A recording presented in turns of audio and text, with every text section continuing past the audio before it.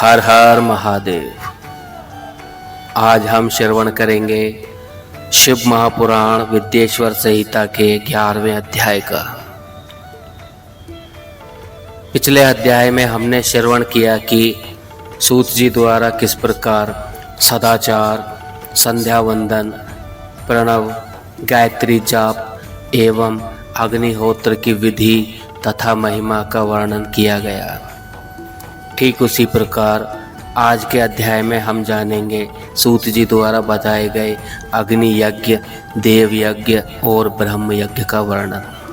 किंतु आगे बढ़ने से पहले आप सभी से मेरा अनुरोध है, यदि आप हमारे YouTube चैनल सनातन ज्ञान पर नए हैं और अभी तक आपने हमारे YouTube चैनल सनातन ज्ञान को सब्सक्राइब नहीं किया है तो कृपया करके सब्सक्राइब कर लीजिए और बेल आइकन को दबाना ना भूलें, जिससे कि आने वाली प्रत्येक धार्मिक वीडियो की जानकारी आप तक समय पर पहुंचती रहे।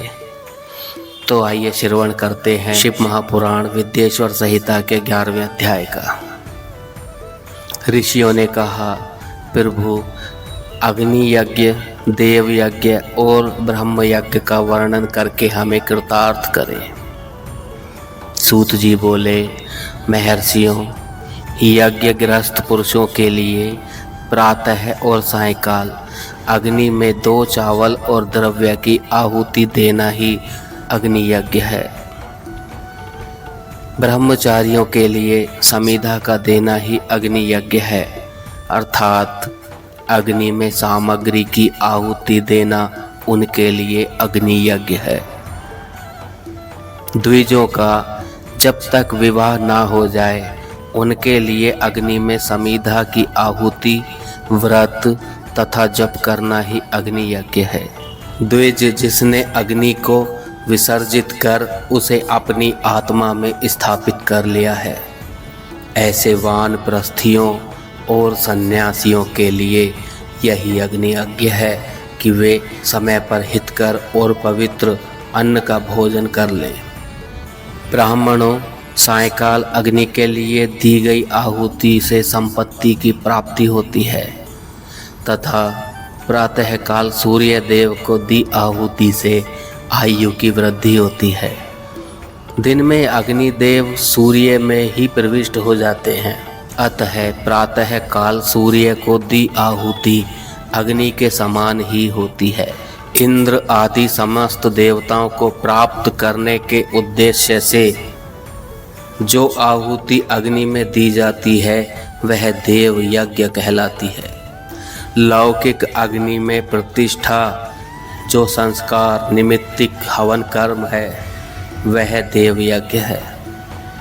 देवताओं को प्रसन्न करने के लिए नियम से विधि पूर्वक किया गया यज्ञ ही देव यज्ञ है। वेदों के नित्य अध्ययन और स्वाध्याय को ब्रह्म यज्ञ कहते हैं। मनुष्य को देवताओं की तृप्ति के लिए प्रतिदिन ब्रह्म यज्ञ करना चाहिए। प्रातः काल और सायंकाल को ही इसे किया जा सकता है। अग्नि के बिना देव यज्ञ कैसे होता है, इसे श्रद्धा और आदर से सुनो। सृष्टि के आरंभ में सर्वज्ञ और सर्वसमर्थ महादेव शिवजी ने समस्त लोकों के उपकार के लिए वारों की कल्पना की। भगवान शिव संसार रूपी रोग को दूर करने के लिए वैद्य हैं, सबके ज्ञाता तथा समस्त औषधियों के औषध हैं। भगवान शिव ने सबसे पहले अपने वार की रचना की जो आरोग्य प्रदान करने वाला है। तत्पश्चात अपनी माया शक्ति का वार बनाया जो संपत्ति प्रदान करने वाला है। जन्म काल में दुर्गतिग्रस्त बालक की रक्षा के लिए कुमार के वार की कल्पना की। आलस्य और पाप की निवृत्ति तथा समस्त लोगों का हित करने की इच्छा से लोक रक्षक भगवान विष्णु का वार बनाया। इसके बाद शिवजी ने पुष्टि और रक्षा के लिए आयुकर्ता, त्रिलोक सृष्टा, परमेष्टि ब्रह्मा का आयुष कारक वार बनाया। तीनों लोकों की वृद्धि के लिए सबसे पहले पुण्य पाप की रचना होने पर लोगों को शुभ अशुभ फल देने वाले इंद्र और यम के वारों का निर्माण किया। ये वार भोग देने वाले तथा मृत्यु भय को दूर करने वाले हैं। इसके उपरांत भगवान शिव ने 7 ग्रहों को इन वारों का स्वामी निश्चित किया। ये सभी ग्रह नक्षत्र ज्योतिर्मय मंडल में प्रतिष्ठित हैं। शिव के वार के स्वामी सूर्य हैं। शक्ति संबंधी वार के स्वामी सोम, कुमार संबंधी वार के अधिपति मंगल, विष्णु वार के स्वामी बुध, ब्रह्मा जी के वार के स्वामी बृहस्पति, इंद्र वार के स्वामी शुक्र व यम वार के स्वामी शनि हैं।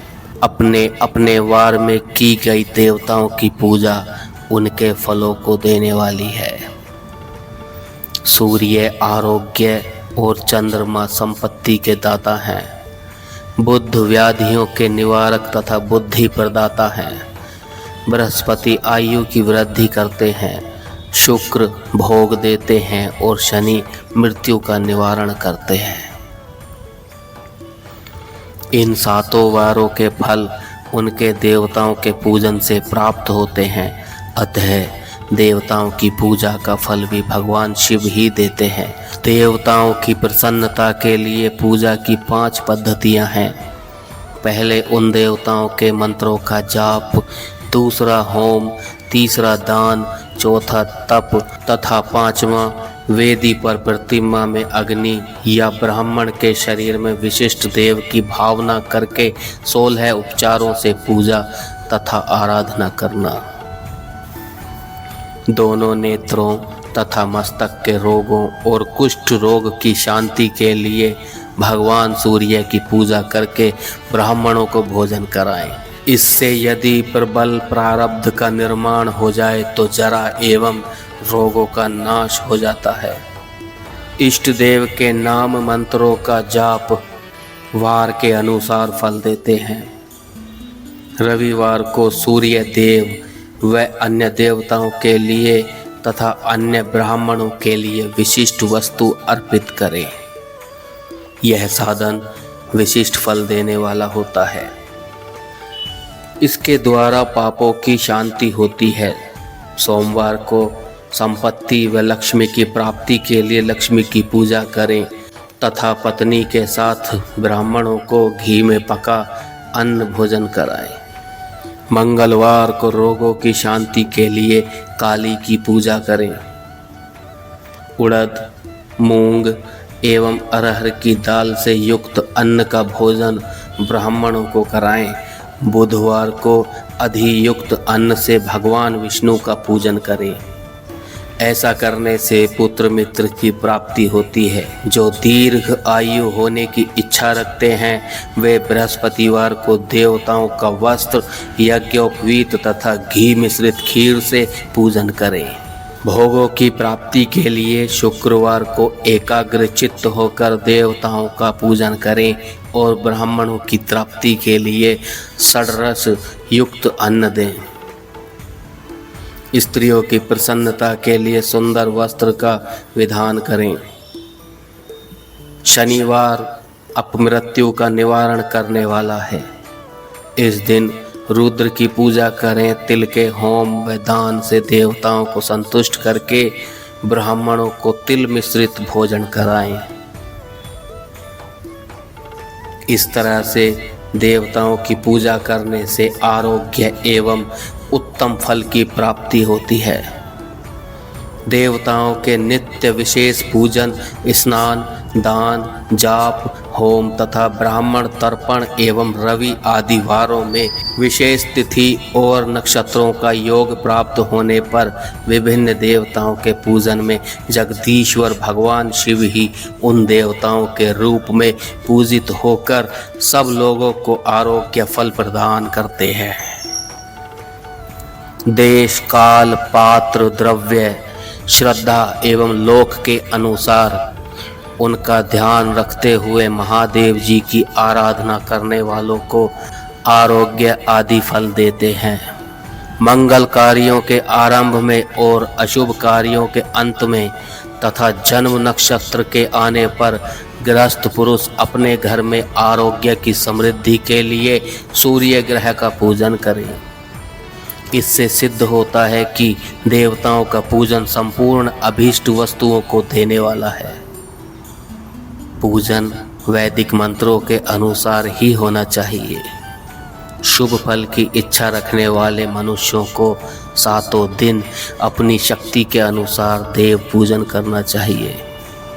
निर्धन मनुष्य तपस्या व व्रत आदि से तथा धनी धन के द्वारा देवी देवताओं की आराधना करें। जो मनुष्य श्रद्धा पूर्वक इस तरह के धर्म का अनुष्ठान करता है वह पुण्य लोक में अनेक प्रकार के फल भोग कर पुनः इस पृथ्वी पर जन्म ग्रहण करता है। धनवान पुरुष सदा भोग सिद्धि के लिए मार्ग में वृक्ष लगाकर लोगों के लिए छाया की व्यवस्था करते हैं और उनके लिए कुएं बावड़ी बनवा कर पानी की व्यवस्था करते हैं। वेद शास्त्रों की प्रतिष्ठा के लिए पाठशाला का निर्माण या अन्य किसी भी प्रकार के धर्म का संग्रह करते हैं और स्वर्ग लोक को प्राप्त करते हैं। समय अनुसार पुण्य कर्मों के परिपाक से अंतःकरण शुद्ध होने पर ज्ञान की सिद्धि होती है।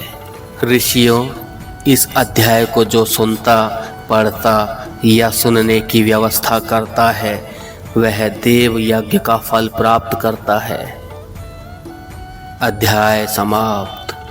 मिलते हैं अगले अध्याय में। तब तक के लिए हर हर महादेव।